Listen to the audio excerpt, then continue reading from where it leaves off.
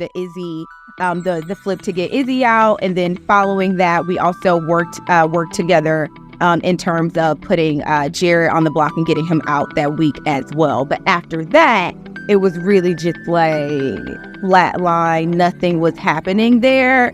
So I started to feel the vibes and the energy of that. And I think I was also just a little disappointed. Like, once I tried to work with you guys and we were on the same page for 2 weeks, you kind of just threw me to the wayside and was like, well, you know what I mean? So it does burn a little bit, but I'm also not surprised, if that makes sense.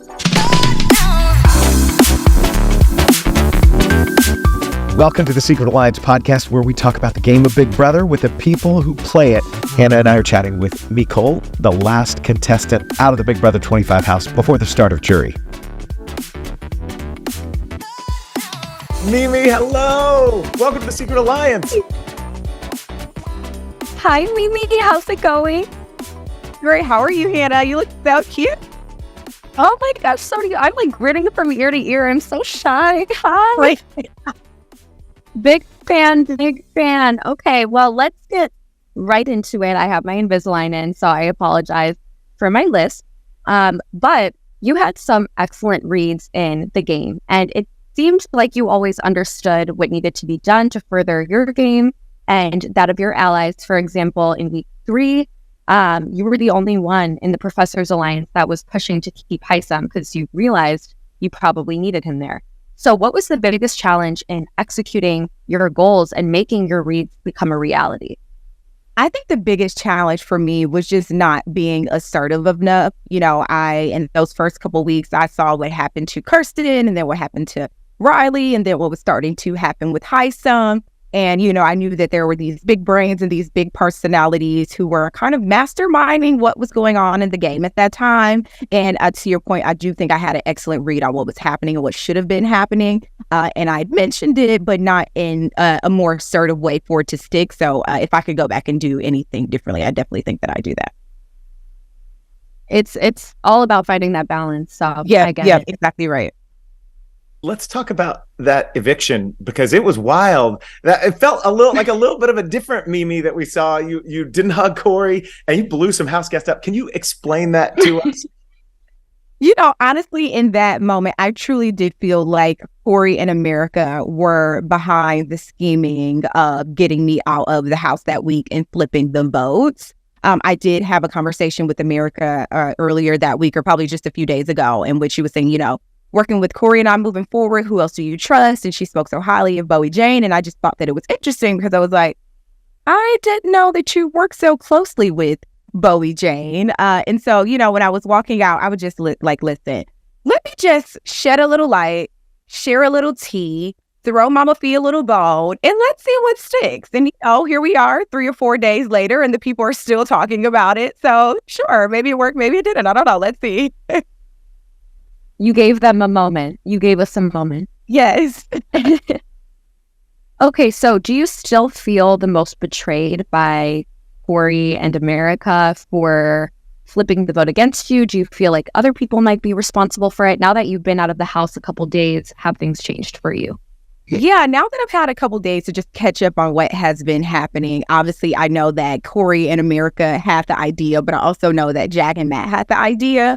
And I think no one really wanted to say it because they didn't know if the numbers were going to be there. So once Cory said it out loud, Jag and Matt were like, oh, hey, we've been thinking about this as well. But, you know, we figured that you all were to meet me and wouldn't go for it. And so once Cory put it out there, I think that's when it started to stick, and the rest of the house flipped as well. Does it burn knowing that like Matt and Jag were part of the instigators to make this happen?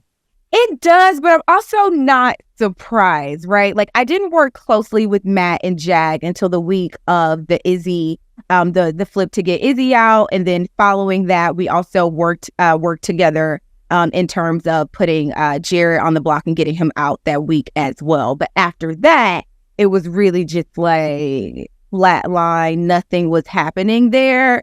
So I started to feel the vibes and the energy of that. And I think I was also just a little disappointed, like, once I tried to work with you guys and we were on the same page for 2 weeks, you kind of just threw me to the wayside and was like, well, you know what I mean? So it does burn a little bit, but I'm also not surprised, if that makes sense. Okay. No, that does make sense. My very last question for you is, how come people don't seem to be looking at Matt and Jag as a strong duo? People keep citing like Comerica or AmeriCorey. That makes sense. Cameron and Blue are emerging as a duo, but no one seems to be threatened by this bromance that's going on.